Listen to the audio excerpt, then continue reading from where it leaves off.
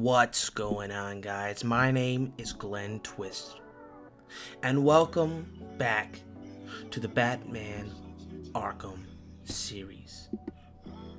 Now, we are officially on the road to the 2008 game, Batman Arkham Asylum. Now, I have a few things to talk about before we get into that game specifically, because a few things do happen.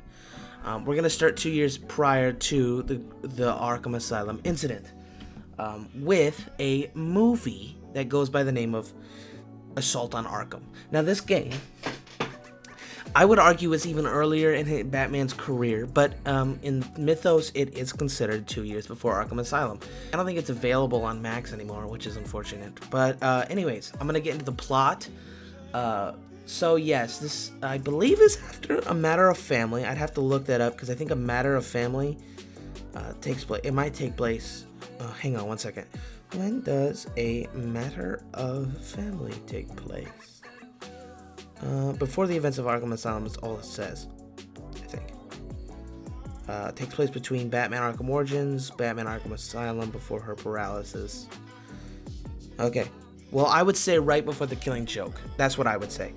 Because at the very end, you see how Joker says, "The next one's for you, kiddo." And Joker kills a lot of people. So I think I would take that literally. And basically it means, even though he doesn't know Barbara Gordon is Batgirl. So I don't know. That's up to you, I suppose. But yes, we got a few things to talk about. Let's start with Arkham, Assault on Arkham. Like I said, here's the plot found on the Arkham Wiki. I did not write this; the Arkham Wiki did. I don't even know if I'm allowed to read this, but I'm gonna do it anyways, because I've been and I haven't gotten in trouble for it. So whatever. All right, the Riddler is rescued from a Black Ops assassination and returned to Arkham Asylum after being captured by Batman. Amanda Waller then Press Gang's criminals, Black Spider, Captain Boomerang, Deadshot, Harley Quinn, Killer Frost, KG Beef, and King Shark. The Suicide Squad to break into the hospital and finish the job. They are forced to comply by means of bombs surgically implanted in the base of their spines. KG Beast, who believes the bombs are bluff, walks out on Amanda Waller and is killed as an example to the others. The Suicide Squad are deployed in Gotham City, where the Penguin has been hired by Waller to give them arms and equipment. Penguin agrees to sneak the Suicide Squad into the Arkham Asylum in exchange for a room and board, and tells them not to ask for his help again or bring Harley Quinn with them when they enter the club. So, weeks before this mission, after this acid-burning incident, the Joker and Harley Quinn hijacked one of Penguin's North refrigeration trucks, which was loaded with Cobblepot's smokes and his guns, and drove it into Gotham River for a laugh. Now, the Joker, I'm going to mention this now. The Joker and Penguin go way back. So, the Joker and the Penguin, when Joker was relatively new and Harley Quinn was they just started, make it like having love. Like,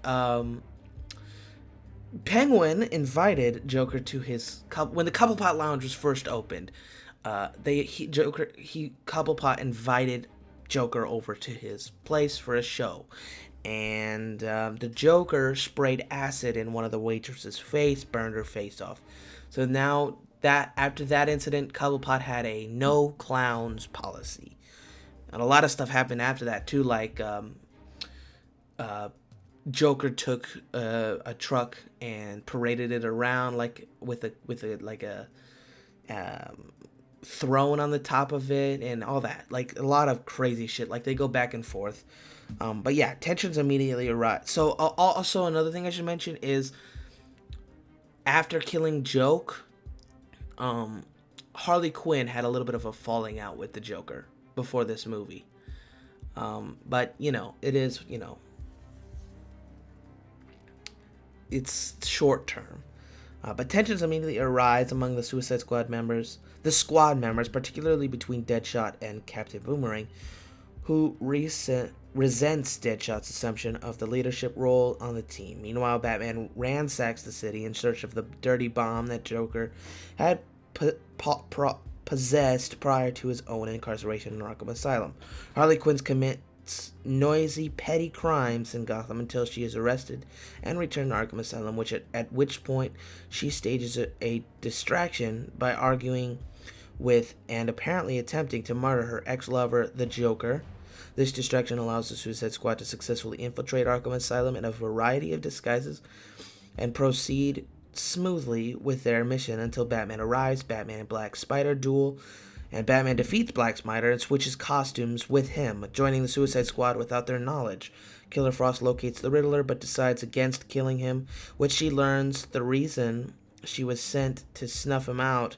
The Riddler knows how to disable the bombs implanted in the members of the Suicide Squad. The Joker escapes his cell, which was weakened by Harley Quinn's earlier assault, and frees all the Arkham Asylum inmates, including Harvey Dent, including the Penguin, or, well, not the Penguin. Obviously, the Penguin's that. Well, you know what I mean. All the crazy villains. So chaos easily spreads across Arkham Island as police sortie with super criminals, and teamwork in the Suicide Squad collapses as Harley Quinn reunites with the Joker. The Joker reveals that his dirty bomb was hidden within Harley Quinn's trademark mallet, which was stored at the Arkham Asylum, and that he will detonate it in the city. The remaining Suicide Squad members frantically and separately try to escape the island, but only Deadshot is successful. While Bloomerang is recaptured and Killer Frost is possibly killed by Bane, Deadshot travels to Gotham City by stolen helicopter, but discovers the Joker and Harley Quinn were stowing away with him. Batman arrives on the scene and Deadshot battles the Joker as Batman subdues Harley Quinn. Batman defeats Harley Quinn and defuses the bomb hidden in her mallet, thus saving the city. A heavily wounded Deadshot is likewise able to defeat the Joker, though the villain escapes through a fall. The epilogue shows Deadshot a free man and reunited with his daughter, about to snipe Amanda Waller in the retribution for forcing him into the Suicide Squad. The scene ends before he pulls the trigger. Now it's up to you whether or not this movie is canon to your Arkhamverse. To mine, a version of it is. A version of it. But yes. Alright, so moving on. Yeah. We're also going to, in the future, talk about the actual comic book called Road to Arkham. But yeah. That's where we're starting out with that movie. And I think Harley Quinn is officially back with the Joker. This is her attire, by the way. I don't. It's much different. I don't know. I think she was, in my head canon, she when she was put back in prison, or Arkham Asylum after A Matter of Family. It took her about maybe a month to be like, I don't like you anymore, Joker. And then another month she was broken free from the Joker. And she was, I don't know if she was released. Okay, so there's another movie called Batman and Harley Quinn. That is a animated series movie that I didn't talk about because this one is supposed to be later in the series, after Killing Joke. After all, if you want to watch this one, you can, because now would be the time to do it. There are major differences. I would say not watch it, but a version of this movie does exist. I think Harley Quinn and Batman team up for a short period, a very short period. But yeah. But in that movie, that she's broken up with the Batman or with Joker as well. So in this very small period of time, that movie might have taken place. This movie took place. This was 2 years before Arkham Asylum. So yeah. And then we have 2 more years. In these 2 years, it's the regular schmegular Batman, Tim Drake as Robin, and Barbara Gordon as Oracle. are fighting crime. It's a lot of Batman and Robin instances. It's a lot of just Robin. It's a lot of just Batman. They go back and forth, but you know what I mean. So there's a lot of that. But also, if you can't tell from the last couple episodes, Batman is very distracted. Jason Todd gone.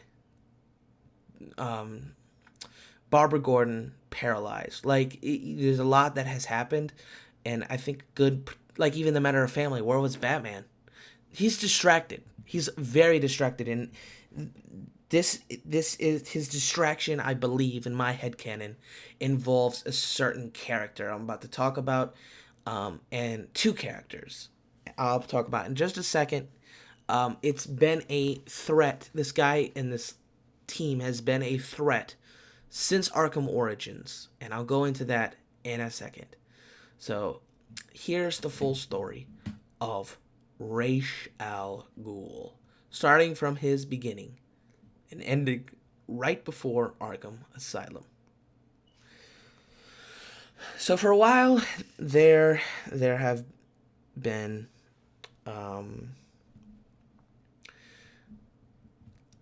this was multiple years prior to this, right? This was in the middle of Arkham, the animated series. Wayne enterprises all across the world have been getting ransacked and pillaged of all their goods, and when the police arrive, there is never a trace left.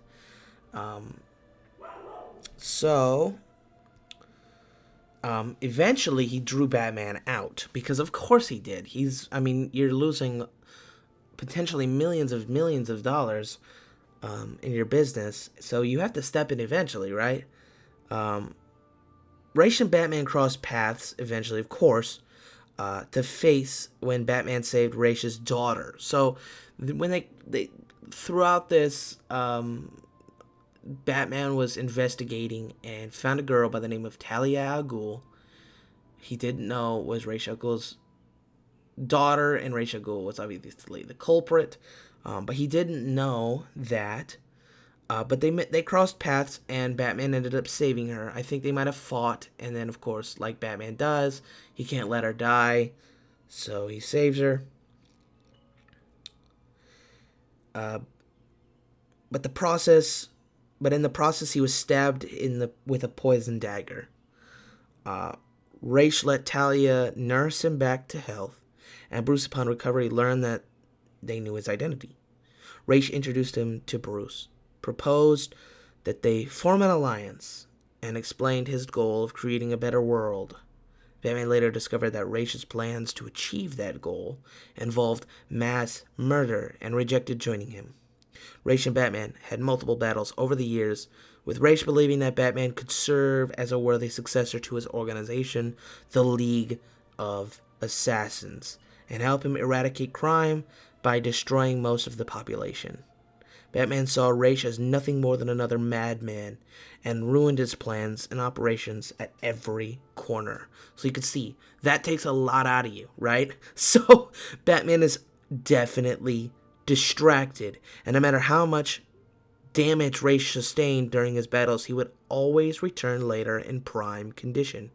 That led Batman to believe that Ra's was actually supernatural, as even the warlord claimed to be over 600 years old. In truth, Ra's returned to his old Lazarus chamber in Wonder City, which was a part of the sewer network beneath Gotham, converted into his base of operations again, used the pit to recover him from injuries over the years. Ra's used his knowledge of Batman's true identity to sympathize with him and use his tragic origin to persuade him to help him eradicate crime, the same aspect of society that took his parents. No matter how tempted he may have been to help Ra's, Batman never let his moral code down and continued to refuse him, even if that meant he could never be with his beautiful daughter Talia, with whom he was falling in love with.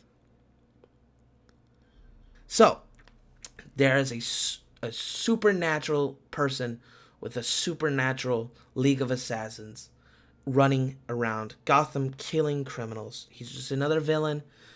He has a daughter named Talia who's Batman's in love with, similar to Catwoman.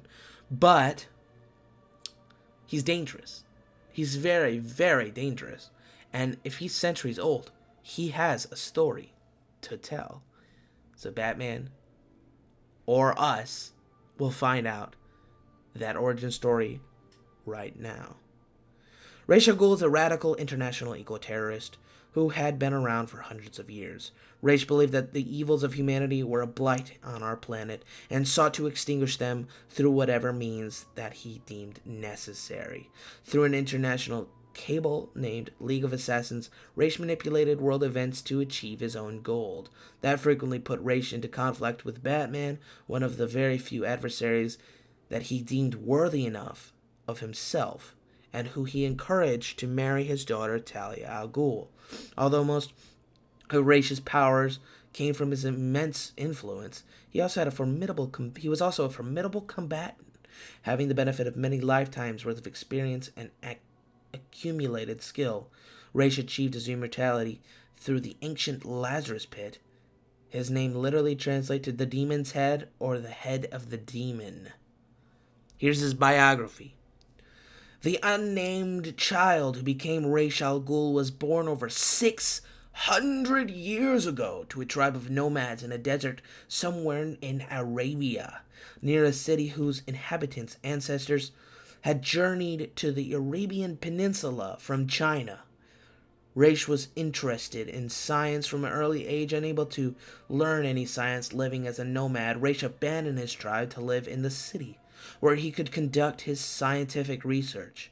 Ra's became a physician and married a woman named Sora, who was the love of his life. Ra's discovered the secret of the Lazarus Pit, and he saved a dying prince by lowering him into it. The prince who was sadistic to begin with, was driven completely insane by the Lazarus Pit. The prince proceeded to strangle Sora, whom he had his eye on for some time. The ruler of the city, unwilling to admit his son's culpability, declared Ra's guilty of the crime and sentenced him to a slow and tortured death in a cage with Sora's body. Ra's was set free from his prison by the son of an elderly blind woman, despite failing to save her. The son felt that he owed Ra's a debt for easing his mother's suffering during her last few hours. Ra's and the son headed into the desert to seek the tribe that he was born into. Ra's convinced the head of his tribe, his uncle, to follow him in his quest for revenge by promising the downfall of the king of the city. By understanding the germ theory of disease hundreds of years before anyone else did, Ra's was able to infect the prince with a deadly virus by sending him contaminated fabrics. When the ruler of the city came to ask Ra's to cure the prince again, Ra's killed them both and his son. Ra's then led his tribe to raze the city to the ground and killed all of its inhabitants. Subsequently, Ra's declared himself the demon's head. Ra's spent the next several centuries journeying the world. During that time, Ra's, his uncle, and the boy had all used the Lazarus Pit to prolong their lives until an incident in London. Ra's caught the boy writing his own memoirs in the original language, of which he had forbidden all records during a battle. Ra's killed the boy and fled to a Lazarus Pit, which he used when Ra's returned to their home in London. His uncle had vanished with the remnants of their historical records. Over time, Ra's became a master of many forms of combat, notably fencing. He also built up a vast wealth and created the Demon, a vast international organization.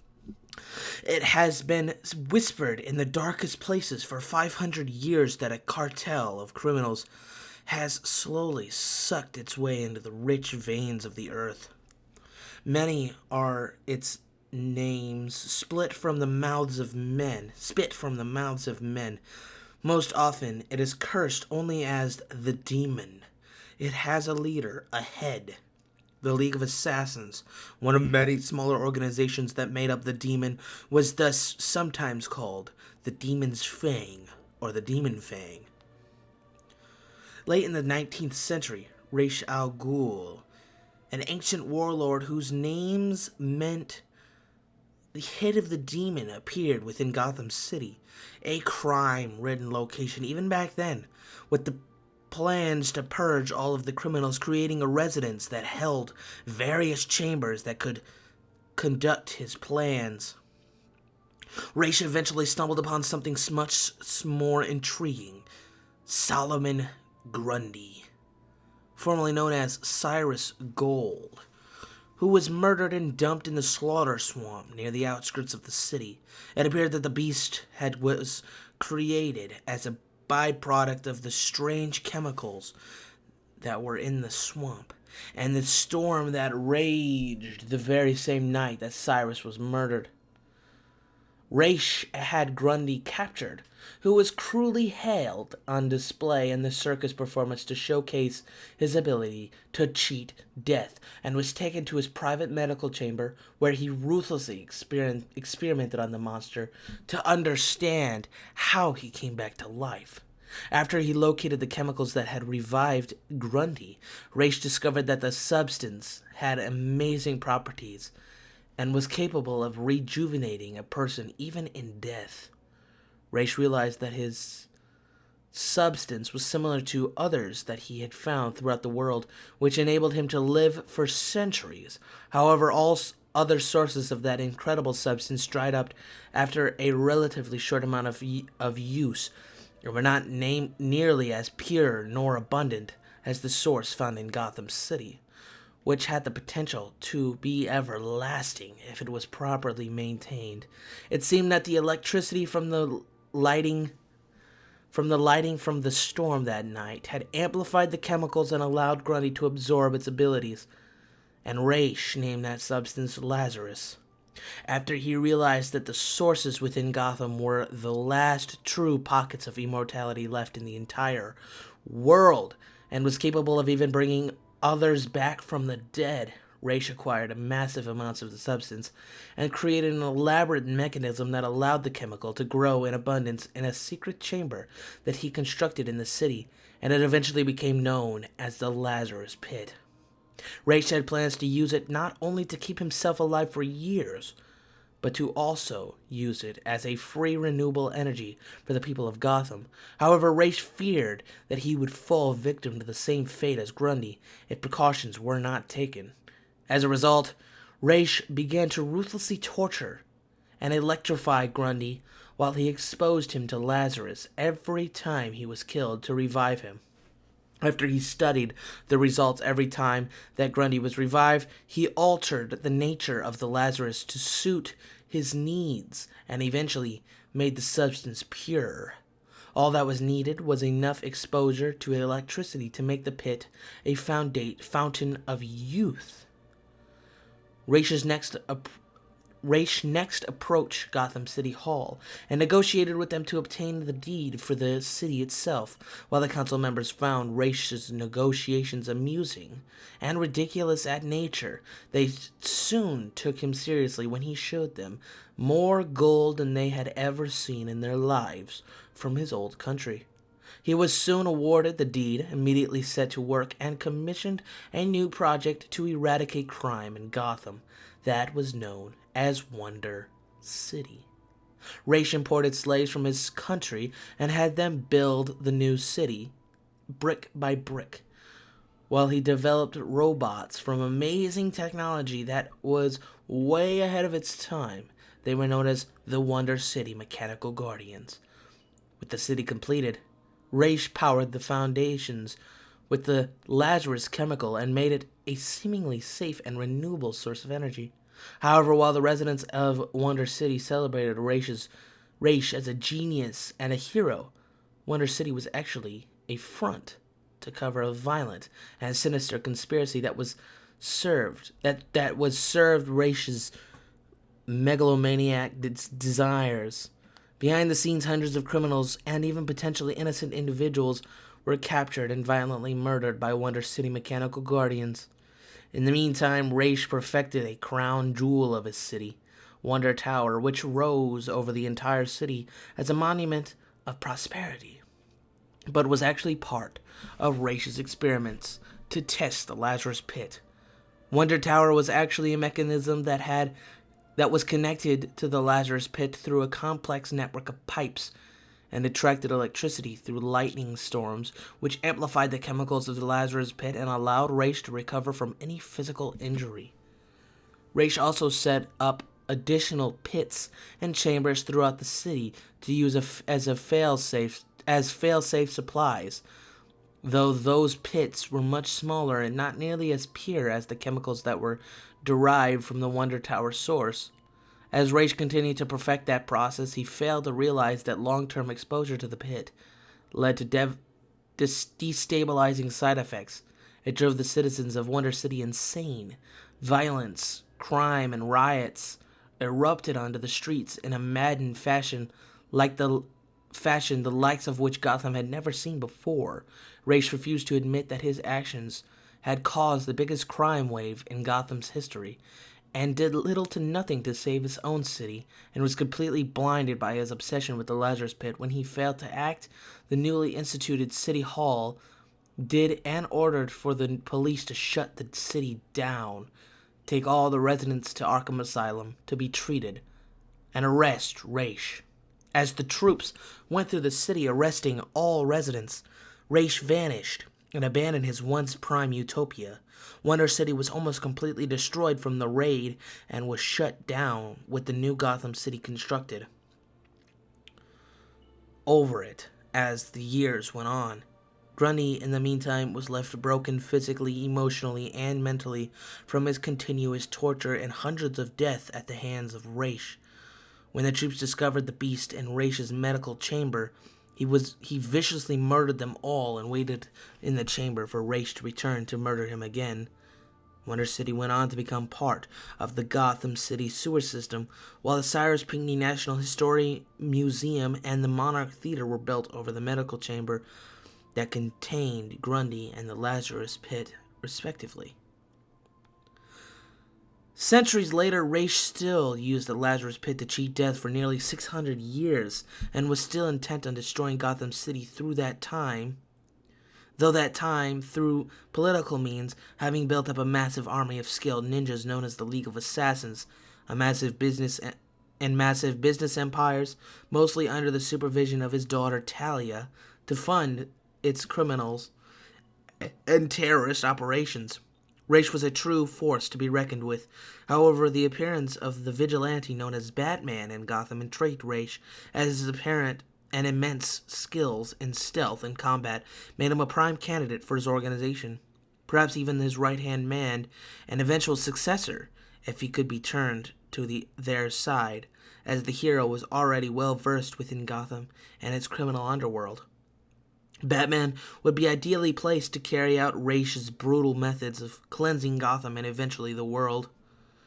Raish's ultimate opportunity to test Batman and implement his plans to eliminate most of the population in Gotham presented itself when the biggest crime lord in Gotham City, Black Mask, who was actually a Joker, a new criminal mastermind and mass murdering psychopath in disguise, put a $50 million hit on the Dark Knight's head and hired 8 of the world's deadliest assassins.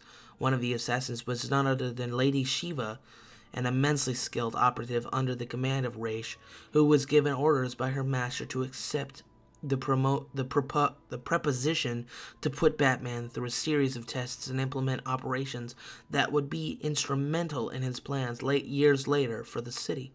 Those plans involved Shiva contacting political activist Quincy Sharp, who had been observed by the League of Assassins as being an ideal for a pawn due to his power-hungry and political ambitions of becoming mayor, and convinced him to open up Arkham Asylum, which had been previously shut down after numerous cases of illegal activities and experimentation.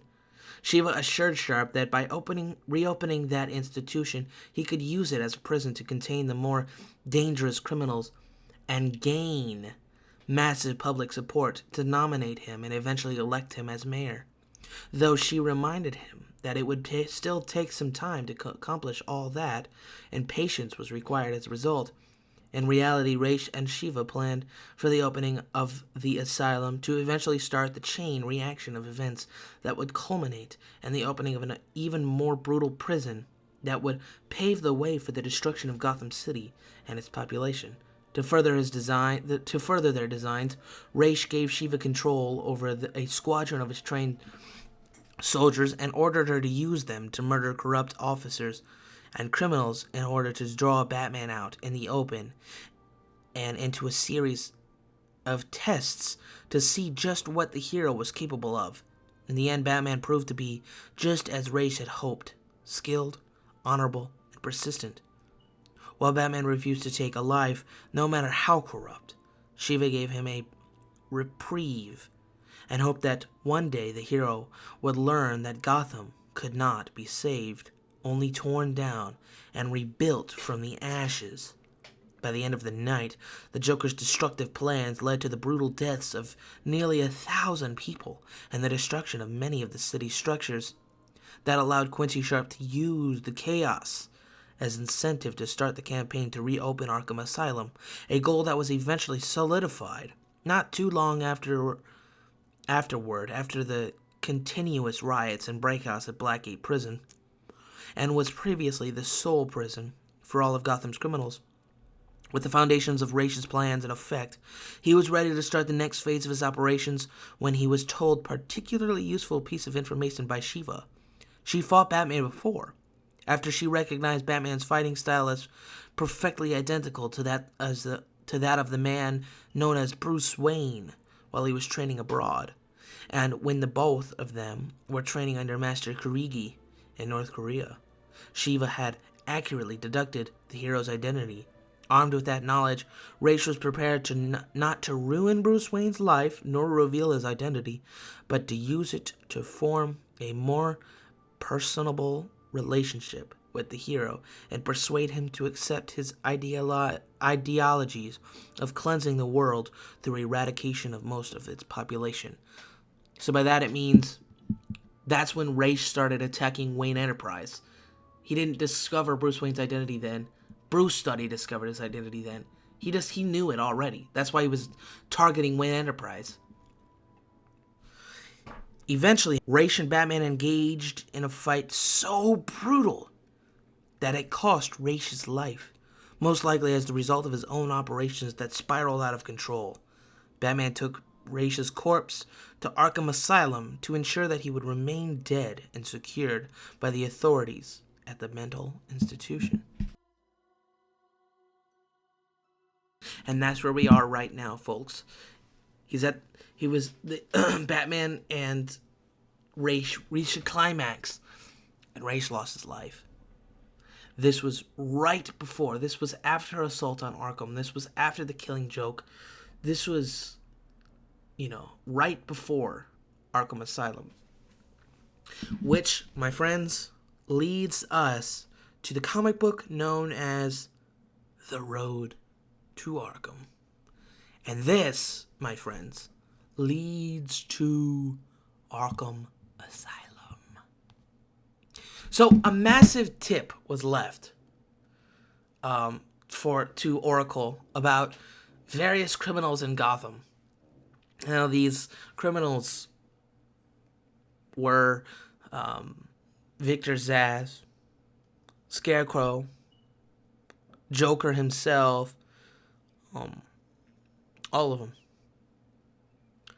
A massive tip. Just a massive tip. Joker and Batman went out and he stopped all of these villains, like usual, like he does usually. But each of them took microseconds. Very, very quick. Even the Joker, the fight was not very hard. It was very easy, actually. A very easy fight. All of them were very easy, much easier than he's used to. So what's that about? Why is Joker giving in so? Why, like, the very final person that Batman got was Joker, and he's driving him back to the asylum, but he's realizing they took too easy. They were very easy fights. Something's going on here. They're all going to the same place, and at the same time, Blackgate erupted in flames. I mean, it's on fire. So all of the Blackgate prisoners at that time Most of them, anyways, were moved to Arkham Asylum as well. Are being shipped over to Arkham Asylum. What's that about? Something's up there, right? So that's the plot. Like that's the road to Arkham right there. Something's going on where all the criminals. This massive tip was left, and he went out. He stopped several criminals, leading to the Joker even, and they all were very easy to capture. So what's that about? I don't know. We'll find out, right? All right. So if you guys like this video, please press the like button and be ready for Arkham Asylum, because that's coming. That's coming. That's next. All right. Goodbye.